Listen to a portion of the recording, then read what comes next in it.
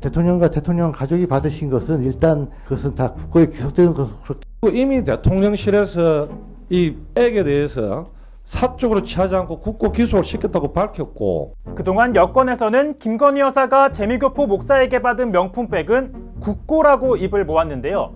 절차를 거쳐가지고 던져놓고 이미 국고에 기속이 됐는데, 국고에 기속된 물건을 반환하는 것은 국고 횡령이에요. 그 누구도 반환 못합니다. 그건 대한민국 정부 거죠.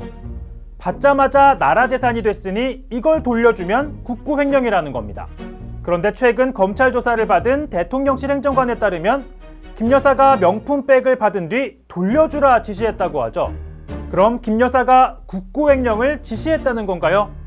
여야 정치참견 보고서 백브리퍼 최준혁입니다. 여권이 몰카 공작범이라 주장하는 최재형 목사는 코바나 컨텐츠 직원 출신 유모 행정관과 조율해 김건희 여사를 만났습니다. 2022년 9월 13일 오후 2시 20분쯤 코바나 사무실에서 김 여사에게 명품백을 전달했는데요. 유 행정관은 김 여사가 가방을 받은 건 맞지만 당일 오후 돌려주라 지시했다고 검찰에 진술한 것으로 전해집니다. 하지만 현재 가방은 대통령실이 보관하고 있죠. 김건희 여사가 받은 디올백은 있는 포장 그대로 청사내에 보관 중인 것으로 알고 있다. 유 행정관이 다른 업무를 하느라 깜빡했다는 겁니다. 이후 명품백은 코바나 사무실에서 한남동 관저 창고로 이동. 뒤늦게 영상이 공개돼 돌려주지 않았다는 걸 알게 됐고 대통령실로 이관이 됐다고 하죠. 제 아내의 그 현명하지 못한 처신으로 국민들께 걱정 끼쳐드린 부분에 대해서 사과를 드리고 있습니다. 대통령이 직접 언급할 정도로 전국을 흔든 사안인데 야당은 반환하라고 했다던 김 여사의 발언이 곧바로 공개되지 않은 건 의아하다고 말합니다. 만약에 진짜 돌려주라고 지시를 했다라고 하면 처음부터 해명할 때 돌려주라고 했다 이렇게 해명을 했어야 합니다. 그런데 검찰 수사가 진행되니까 이제서야 말 바꾸기를 하는 것이죠. 그동안 명품백에 대한 판단, 설명과도 배치됩니다.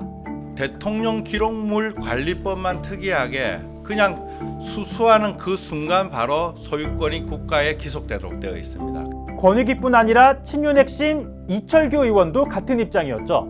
절차를 거쳐가지고 던져놓고 이미 국고에 기속이 됐는데, 국고에 기속된 물건을 반환하는 것은 국고 횡령이에요. 그 누구도 반환 못합니다. 그건 대한민국 정부 거죠. 유 행정관 진술이 사실이면 김건희 여사가 국고 횡령을 지시한 셈이 됩니다.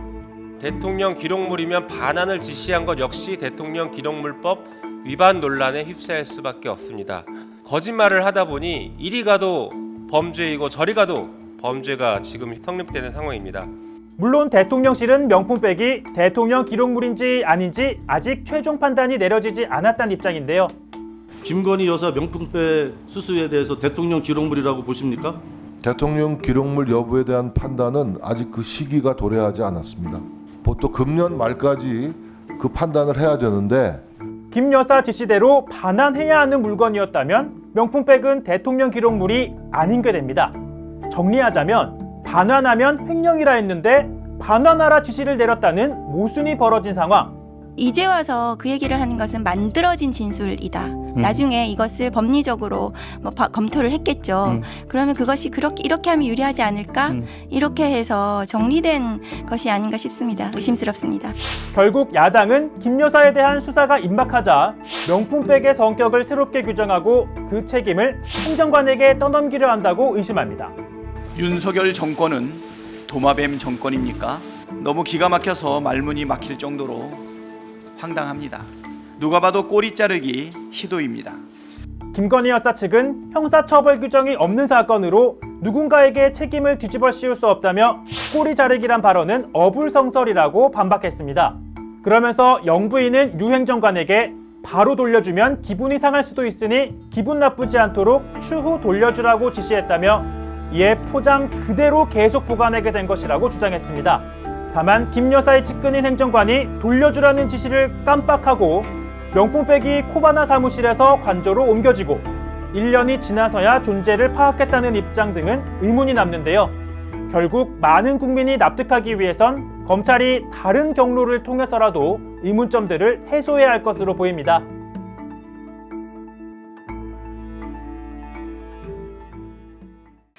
법무부 장관으로서 이재명 대표 그 당시 구속 기소하겠다고 했는데 영장이 기각됐습니다. 책임 느끼십니까? 안 느끼십니까? 법치에 대한 시스템을 잘못 이해하고 계시네요. 아무리 정치라 하더라도 좀 몰상식한 얘기 진짜 같아요. 저는 몰상식이요. 국민의힘 전당대회가 폭로전으로 치닫고 있습니다. 나경원 후보는 한동훈 후보가 법무부 장관 시절 책무를 다하지 못했다고 몰아붙였는데요. 그러자 한 후보는 수사에 개입하는 게 장관의 역할이 아니라며 이렇게 말합니다. 나 의원님께서 저에게 본인의 그 패스트트랙 사건 공소 취소에다가 부탁하신 적 있으시죠?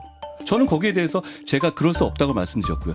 그런 식으로 저희가 구체적 사안에 개입할 수 없습니다. 법무부 장관은.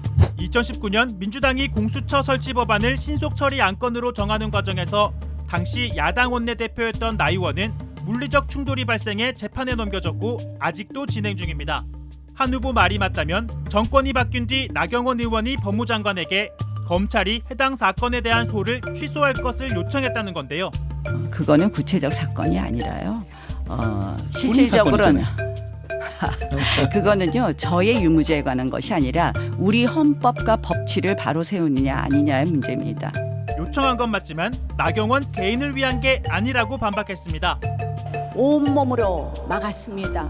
저항했습니다. 빠루를 들고 문을 뜯으며 달려드는 민주당에게 맨몸으로 맞섰습니다, 여러분. 저는 그 시절로 간다고 해도 다시 그 투쟁을 할 것입니다. 감옥을 간다고 해도 훈장으로 생각할 것입니다. 나 후보는 대한민국 법치주의를 바로 세우기 위한 충언이었는데 한 후보가 자기 정치 욕심을 위해 교묘하게 비틀고 있다며 역공을 펼쳤습니다. 헌정 질서를 바로잡아달라는 제 말씀을 공소 취소 부탁이라고 이야기합니다. 우리 당대표 후보 맞습니까? 이기적입니다. 불안합니다.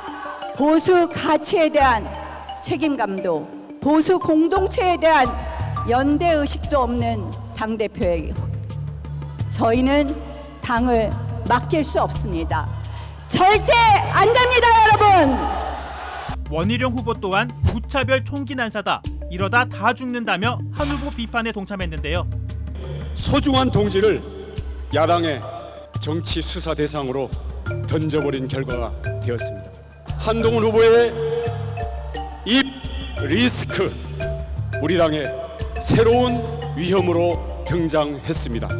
이를 지켜보는 야당은 선거가 아니라 단체로 수사를 받으라고 공세를 펼쳤습니다.